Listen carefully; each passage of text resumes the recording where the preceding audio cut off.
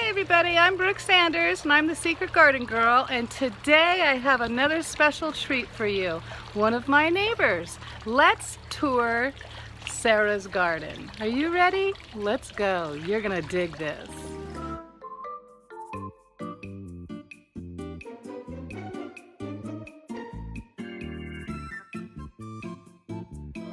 Hi Sarah. Hi. Well, thank you so much for having us here today. We really appreciate you welcoming us into your It's my garden. pleasure. I think everybody's going to really like this. I hope so. So we are in a beautiful Green Valley, Arizona. And how long have you lived here? 16 years this month. 16 years. That's a substantial amount of time. So why don't you do me a favor and tell me about this beautiful citrus tree This we is have a here. grapefruit tree, and he's doing very well. He needs to be fed right now. They say to feed him between May and June, and I think I'll go ahead and feed him. But I don't trim him until after harvest, which would be in just January probably. So it's in a pot, and they do well in pots here because they like the soil. They like special soil and special trees. They need a lot of water in the hot weather. We'll probably move him to a shady place when it gets hotter, a shadier place. But they're good plants to have around. And how do you move this big pot? It's got there's wheels under there. Oh, very My clever. husband made that. Smart, smart, smart. Okay, so always chasing the sun, the sun and the shade. Yes. This is a beautiful fountain. Yeah, we enjoy it. We sit back here and read in the afternoon. Oh yes, I'm sure. Okay, this is a I think a Clementine Orange. We've only had it a few years and it hasn't made fruit yet, but as you see, we've got some fruit for You coming have year. quite a bit of fruit coming on this It year. How takes wonderful! a few years for them to mature. Oh yes, most of it, they certainly do. This is my rosemary plant, which I've had for years, obviously. It's turned Yes, into a little huge tree. rosemary. Look And at that. It goes over the fence into my neighbor's yard, and he loves it. I trim it for him periodically. Yes, But it's beautiful. I bet you when it goes to flower, it's stunning. Oh, it's gorgeous when it blooms. Yes. It's just gorgeous. And tell me, what is this? This is well, look, I find a little. Meyer Lemon. Yeah, Meyer Lemon, which I'm really excited about. He hasn't produced either. These trees are all pretty new, but here's a bud coming up, so I think he'll be producing. Oh, there's one right there. So I'm very excited about this. They all look really different. I noticed the different types of trees. And this is a sage plant, some kind of. It gets really big and has real strong purple blooms on it.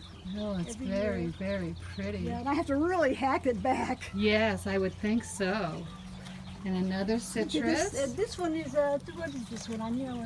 This is a Clementine Orange, and he looks so different. He's kind of funny looking. He's got all these upgoing leaves, but he looks healthy.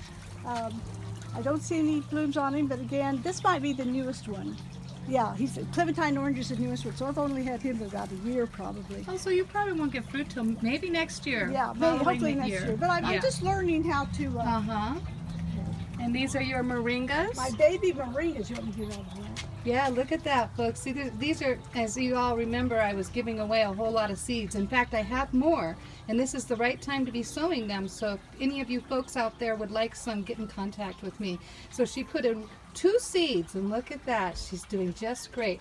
And these trees like to have full sun, full Arizona sun. Very, very rare. Okay, where else do we go? Want to go out that way? Sure. Oh, let's talk about this pretty. Look at these beautiful. This is a creeping lantana, and this has been here for years. As you see, it's creeping down the bed, and I hope it makes it all the way to the other end because I just love it. Yes. It doesn't take much water at all, obviously, because it's right by a cactus. Yes, But yes. it just So it's drought tolerant. and it just covers this whole bed. Yes. It's very, very Just fun. beautiful. Okay, so let's go out this way. Rose, you stay here. Okay, here we go. You stay there, Rose. And this is your husband's gargoyle. Yes, I used it as for a fountain. I thought it was okay. Oh, it's just beautiful. Yeah. I love it. He fiddles with it a lot, and he's got plants that are growing he just takes a little tip of something and Okay. it's mint and All right. candelera. So we'll follow you. Okay. This is the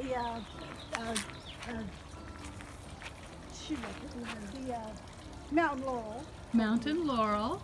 This is ruella, a bush ruella. Bush Ruella. And this, I have, our rainwater is directed to this bed. So every time it rains, even a teeny amount, this bed just gets filled. It's Filled just with fantastic. Water. That's such a clever idea. Well, we really are into water conservation. Yes, we have to be here. Yeah, sure have a beautiful place here, Sarah. Thank you. I love to work on it. Yeah, I can tell. These are blanket flowers. Oh, look at these They're folks. so easy to grow. So easy, she says. I bought seeds for the first batch, and these are several years old now. And they just see this is getting ready to seed. This one right here. It's not ready yet. But, Yes. And I just I take these seeds and I just give them away. I mean, I have a whole bag full of seeds like that. But I'm going to cut them off. Isn't that beautiful, folks? This is my mint. And she has no problems, folks, with it being invasive. But she also did tell me earlier that she pays a lot of attention. Yes. To make sure that that doesn't happen. But I love to use mint in cooking, or not cooking, but in drinks and stuff. Here's my new one. And I've got a lot of trees in the front because I just want to grow things in shade. I do have the javelina come through. They just tore up this baby plant 2 nights in a row. Javelinas, yeah. This is a Texas olive tree, and it gets large, and it's just beautiful. It does. Texas olive. Yes, it does require, otherwise known as a large leaf cordia. It does take a little more water than other trees, but I think it's worth it. And yes. I put my sage under it over there. It's Might get a little warm. We'll have to see. Yeah, it's adapting. Yes. But I planted some other plants around it that are sun-loving plants. These are all new plants, so I'm having to give them a lot of attention. Oh, aren't those beautiful, folks? Oh my goodness. Well, Sarah, I've got another green thumb here in Green Valley. This was covered in yellow blossoms just recently. I mean, it was just very thick, and it's a Damianata, which is a bulletproof, just wonderful plant. I've had them for years. They're over here too. And that's what I lost through, so that's what Oh, I see. Yeah. I'm trying to get the beds all uniform. Uh-huh. This is freaking uniform. It's not a uniform bed. Okay. I put water in here every day and it's gone. Yes. Here's a bunch of, this is a butterfly bush, which attracts monarchs. Butterfly bush. And this is monarchs. This is a mallow, a golden mallow. This is a mallow that's supposed to be another color, but he's a new baby and I haven't seen its flowers yet. This is a blooming plant that I got years ago and I don't know the name of it. This is about to bloom. This is called a, well, it's going to be covered with white blossoms in a few weeks. White blossoms. And then they turn brown. They turn a crusty brown. It's very interesting, all these plants. Oh, yes, indeed. Yes. What else have I got? I've got turpentine plant. I've got coyote plant, which is coyote plant is related to desert broom, but it doesn't have the seeds like the desert broom, and it doesn't get big. It's like a 3x3, very hardy plant that does no harm to allergies or anything. It's a good plant. Wow, that's a bonus around here, isn't it? Okay, we'll follow you, or I'll go this way. Oh, tell me about this beautiful, beautiful tree. Bush. That's an olive, Texas olive. Oh, that's right, another Texas olive. Look at that beautiful flower, folks. It just flowers like crazy. Oh. It's been getting a lot of water because I've been watering these, and you always want to water around the root lines. So Yes, deep root watering. That's the trick. that's another one. Here's a lantana. Isn't that beautiful, folks? Nice. This is a desert. You'll see a lot of these at the Desert Meadows Gardens. Oh, A yes. hackberry. This is a hackberry, desert hackberry. It grows slowly, but once it's big, it's really pretty. Birds love it. It's very, very tough plant. If you did trim it, it would be a huge bush. I've seen them just enormous bushes, but I hack away on mine. Yes. Because I want it to look kind of like a tree. Yes. Behind that is desert slipper, which is out there just really exposed. It's done very well. It's growing. So, every plant is an experiment. I learned that. So I find that's the case yeah, here. I get rid of the bodies really fast. Me too. Oh my goodness. You can cut this, can't you? Okay, this is a baby. There's a baby bird of paradise. It's a yellow bloomer that goes into a tree. Birds of Paradise, yellow bloomer. Turned into a tree, and I just planted him here before the wind started, and it's been whipped. Yeah. So we just put this around it because I don't like to stake him, and he's had a lot of new growth down here, and I'm hoping he'll compensate by doing a branch up here. I'm hoping so too. It's really pretty. It's beautiful. Now I don't think if you can see it from here, but there's a relative over there. Oh, let's go look. It's another bird of paradise, but it blooms differently. And this one, you don't have to cut it back either, but it doesn't stay, it's not evergreen. Yes. Look at this, folks. Pretty, huh? This is beautiful. I Ooh. like them. I do too. This adds a nice lush look to it. Yes, I love them. It's one of the top things that I recommend to people when they're asking me what they should do with a blank slate, because they're beautiful. Oh, wow.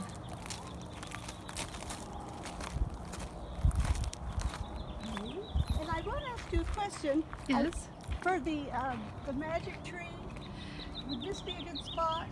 For your Moringa. moringa? Mhm. Yeah, this would probably be a very good spot because it's root assertive, so it's got plenty of room here, and so you wouldn't want to put it around, any kind of concrete. You want to put it close to the house. You know what I mean? So Which I had planned to do, so I'm really glad I talked to you about it. Yeah. We don't want to do that. Yeah. Yeah, I would think this would be a fine spot for it. Now, what does it look like throughout?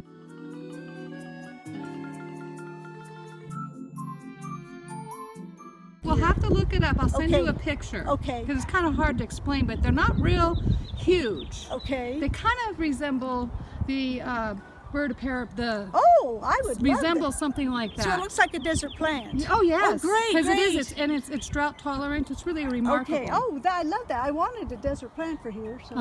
It's also referred to as the miracle tree because you can eat every part of it. Yes, that excites me. Highly anti-inflammatory, Yes. super healthful. So Good for anybody. yeah, it'll be really good. Okay, good. Well, I just want to say thank you so very much. I really enjoyed this tour. You have a beautiful green thumb. You have a beautiful spirit about you. And I'm sure everybody will be thankful that you allowed us to come in. Oh, thank you. I've enjoyed it. It's I've fun to enjoyed show it. you around. I really appreciate it. Well, bye-bye. We'll see you next time. Okay, take care. Take care. Thanks for coming. Garden on now. I will. Okay, folks. We'll see you next time.